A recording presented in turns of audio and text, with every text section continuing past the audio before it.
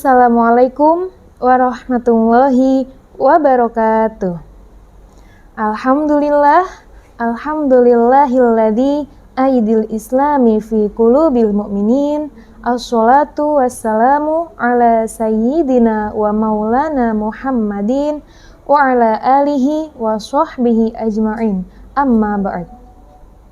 Alhamdulillah, kita berjumpa lagi di Media Dakwah SDIT Raudatul Jannah. Bulan Ramadan adalah momen untuk umat muslim memperbanyak ibadah. Inti ibadah di bulan ini yaitu puasa. Ada yang istimewa dari ibadah puasa. Apa yang istimewa? Yaitu puasa adalah ibadah yang berhubungan langsung dengan Allah. Kenapa langsung dengan Allah? Karena ketika kita menjalankan ibadah puasa, yang mengetahui bahwa kita sedang beribadah adalah diri kita sendiri dan hanya Allah.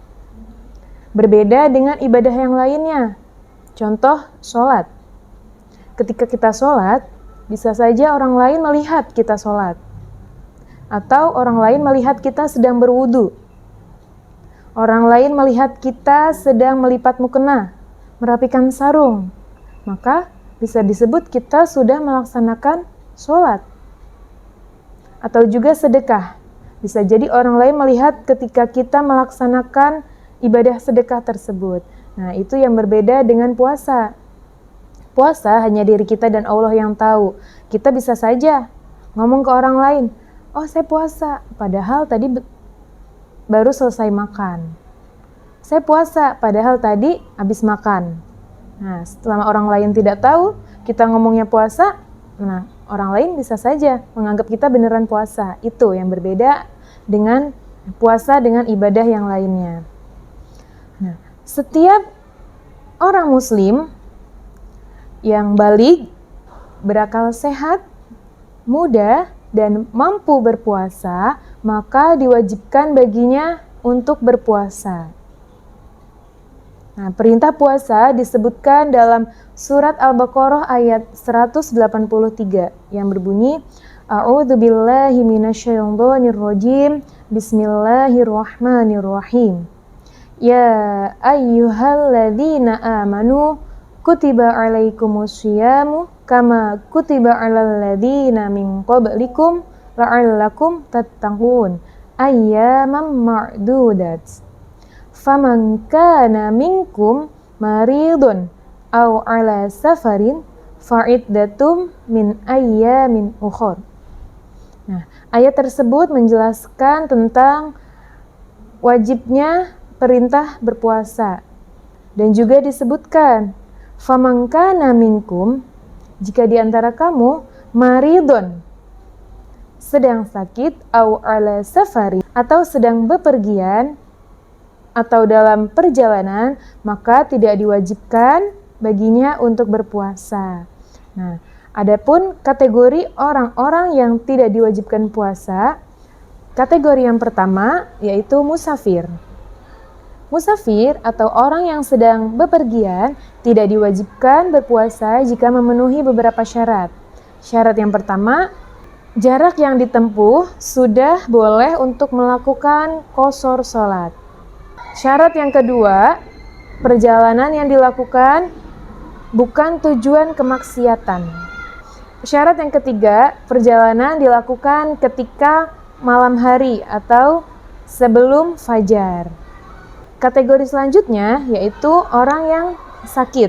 Nah, jika dirasa tidak kuat melaksanakan puasa, maka diperbolehkan untuk tidak berpuasa. Kategori berikutnya yaitu orang yang lanjut usia.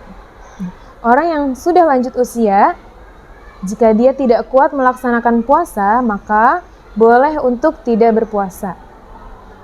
Kategori berikutnya yaitu ibu hamil dan menyusui. Bagi ibu hamil dan menyusui ada keringanan, tidak diwajibkan berpuasa jika dia merasa sangat haus berlebihan, merasa mual, pusing, atau ada indikasi dokter lainnya yang disarankan untuk tidak berpuasa, maka dibolehkan bagi ibu hamil atau menyusui untuk tidak berpuasa. Kategori berikutnya yaitu perempuan yang haid atau nifas. Untuk beberapa kategori yang tidak diwajibkan puasa tadi, maka ketentuan baginya yaitu wajib mengqadha puasanya atau membayar fidyah, seperti tabel berikut. Di tabel ini, yang pertama disebutkan adalah anak kecil. Kenapa anak kecil tidak diwajibkan puasa? Karena belum memenuhi syarat wajib puasa, yaitu baligh. Maka anak kecil tidak diwajibkan mengqadha, juga tidak harus membayar fidyah. Selanjutnya ada ODGJ, orang dalam gangguan jiwa. Nah, orang dalam gangguan jiwa, jika dia tidak disengaja, maka tidak perlu mengqadha dan tidak membayar fidyah. Selanjutnya, orang dalam gangguan jiwa yang disengaja, maka wajib baginya untuk mengqadha puasa. Orang sakit. Nah, orang sakit yang ada harapan sembuh, ketentuan baginya wajib mengqadha puasanya, mengganti puasa. Jika orang sakit tidak ada harapan sembuh, maka cukup baginya dengan membayar fidyah, tidak perlu mengqadha. Kategori berikutnya, orang yang sangat tua. Orang yang sangat tua yang sudah tidak mampu melakukan puasa, maka baginya cukup dengan membayar fidyah. Selanjutnya adalah orang yang bepergian atau musafir. Nah, musafir di sini jika jarak tempuh yang dilakukan sudah memenuhi 2 marhalah atau mencapai sekitar 82 km, maka boleh untuk tidak berpuasa, akan tetapi menggantinya dengan qadha puasa. Kategori berikutnya yaitu ibu hamil dan menyusui. Ibu hamil dan menyusui ada 3 kategori lagi. Yang pertama, ibu hamil dan menyusui yang khawatir akan dirinya sendiri, maka wajib baginya untuk mengqadha puasa tanpa perlu membayar fidyah. Kategori yang kedua, jika ibu hamil dan menyusui khawatir akan dirinya sendiri dan bayinya atau janin yang dalam kandungannya, maka wajib baginya untuk mengqadha, tidak perlu membayar fidyah. Kategori yang ketiga, jika ibu hamil dan ibu menyusui khawatir hanya akan bayinya saja, maka wajib baginya 2 ketentuan, membayar fidyah dan mengqadha puasa. Nah, ini yang perlu kita perhatikan, ya. Jangan sampai kita salah mengkategorikan diri kita. Kategori berikutnya yaitu perempuan haid dan nifas. Perempuan haid dan nifas wajib untuk mengqadha puasanya. Waktu mengqadha puasa dilakukan di luar bulan Ramadan.